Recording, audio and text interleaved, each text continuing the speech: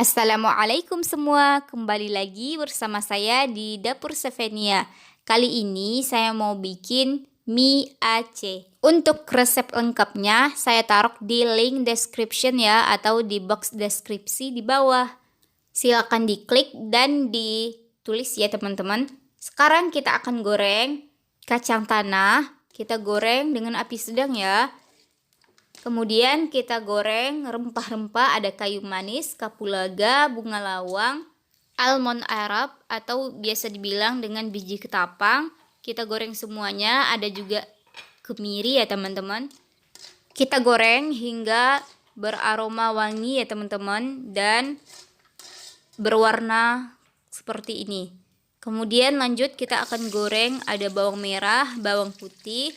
Kita akan goreng hingga semua bawang merah dan bawang putihnya itu berubah warna dan matang dan beraroma wangi ya teman-teman. Sekarang kita akan goreng cabai merah dan cabai rawit. Nah, sebenarnya bisa ditambah dengan cabai kering atau cabai bubuk kering ya. Kebetulan di rumah lagi kosong.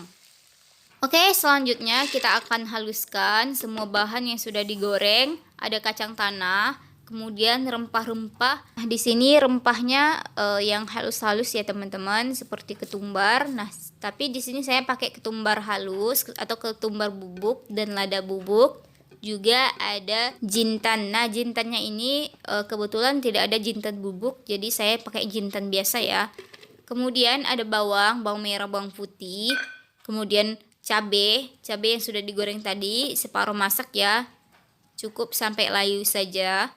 Untuk memblendernya saya tambahkan sedikit air ya teman-teman agar mudah untuk dihaluskan. Sekarang saya akan haluskan rempah-rempah tadi yang sudah digoreng karena rempah yang seperti ini cukup keras ya teman-teman. Nah, kita haluskan menggunakan batu giling ya atau yang sejenisnya. Karena tidak bisa langsung dimasukkan ke dalam blender ya teman-teman, harus dihaluskan terlebih dahulu seperti ini. Nah, ini aromanya Masya Allah wangi sekali ya teman-teman dari kacang almond dan kayu manisnya. Setelah kita haluskan, kita masukkan ke dalam blender agar semua bumbunya itu tercampur ya teman-teman dan lebih halus. Nah, sekarang kita akan tumis bumbunya dengan minyak bekas penggorengan tadi ya. Kita aduk-aduk hingga semuanya tercampur rata ya teman-teman. Aduk hingga bumbunya mengental seperti ini. Nah, ini sudah mengental ya teman-teman. Bisa kita matikan apinya.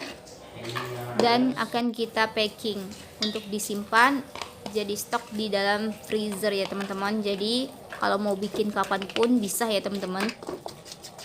Oke, sekarang kita tinggalkan sedikit ya di wajannya. Kita akan potong daun bawang. Daun bawangnya sesuai selera ya teman-teman. Di sini saya pakai 1 batang daun bawang. Kemudian diiris. Nah, di sini saya ngirisnya biasa saja ya teman-teman. Lanjut kita akan larutkan ini mie basah ya teman-teman, mie kuning. Jadi mie-nya beku karena saya simpan di dalam freezer. Sekarang saya akan potong sawi. Di sini saya punya sawi 3 lembar atau 4 lembar daun sawi ya teman-teman. Nah, teman-teman juga boleh pakai sawi pakcoy ya, sesuai selera saja ya teman-teman. Nah, ini minyak sudah kembali ke tekstur semula, sudah nggak beku lagi ya. Kenapa saya masukkan ke dalam freezer minyak itu supaya lebih awet ya teman-teman. Jadi kita bisa ngestok mie untuk dibikin kapanpun ya teman-teman. Lanjut, di sini saya mau potong atau iris ayam, potong dadu ya teman-teman. Nah, di sini teman-teman juga bisa pakai daging sapi ya. Dan di sini ada 2 udang juga. Saya pakai udang karena kebetulan ada stok udang di dalam kulkas ya teman-teman. Oke, kita potong juga sama seperti ayamnya. Dan ini minyak sudah saya siapkan 1 piring ya. Sekarang kita akan tumis. Ini bumbunya yang sudah ditumis tadi ya teman-teman. Tinggal kita tambahkan air. Nah, airnya ini kita tambahkan 500 ml air ya teman-teman, atau setengah liter gitu. Nah, kita aduk dan kita tunggu hingga mendidih ya teman-teman.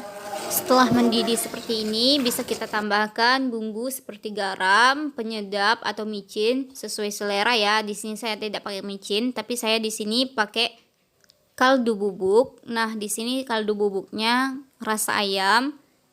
Biasanya saya pakai Royco ya teman-teman. Kita masukkan 2 sendok teh Royco ya. Selanjutnya kita akan masukkan daging ayam dan udang tadi ya. Kita aduk. Dan selanjutnya saya akan masukkan telur yang sudah dikocok lepas ya.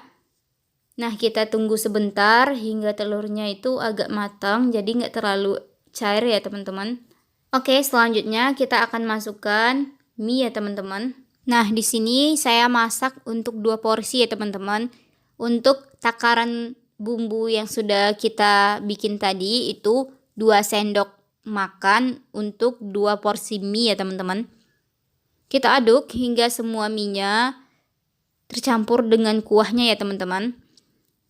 Lalu kita tambahkan kecap, sedikit saus. Nah, di sini saya pakai saus chili ya, bukan saus tomat. Kita aduk-aduk lagi hingga semuanya tercampur ya teman-teman. Nah, setelah semuanya tercampur seperti ini, boleh kita cicip ya untuk rasanya. Kemudian kita masukkan sawi dan daun bawang ya teman-teman. Kita aduk lagi hingga semuanya tercampur ya teman-teman dan sawinya itu layu. Gunakan api kecil saat mengaduk atau memasak mie seperti ini ya teman-teman agar tidak overcook. Jadi mie-nya tetap kenyal dan enak ya. Kita masukkan sedikit tomat. Nah, di sini saya pakai tomatnya separuh saja ya teman-teman. Kemudian saya iris. Kita aduk lagi sebentar agar semuanya tercampur ya teman-teman. Oke, ini mie Acehnya sudah masak. Bisa langsung kita sajikan ya teman-teman. Nah, di sini mie Acehnya itu agak kental ya, agak berkuah, nggak kering gitu. Dan biasanya ada yang berkuah ya teman-teman. Nah, sekarang kita akan bikin acarnya. Di sini saya ada timun, saya pakai separuh saja ya teman-teman. Kita potong dadu. Kemudian ada cabai juga, saya potong dadu. Dan biasanya orang pakai cabai bulat gitu aja ya teman-teman. Dan jangan lupa bawang merahnya juga kita iris. Oke, kita akan plating di atas piring. Nah, ini mie-nya sudah masak ya. Aromanya Masya Allah wangi sekali ya teman-teman. Karena ada bumbu khas Acehnya seperti biji kaskas dan biji ketapang tadi. Bagaimana komentarnya Pak? Alhamdulillah, Masya Allah, ini adalah mie Aceh yang terlezat yang pernah saya kenal, yang pernah saya rasakan. Baru kali ini saya merasakan mie Aceh yang paling enak. Tetap semangat untuk buat konten-konten berikutnya. Nah, itu tadi komentar dari Pak Suami, sangat memuaskan ya. Pak Suami sangat suka.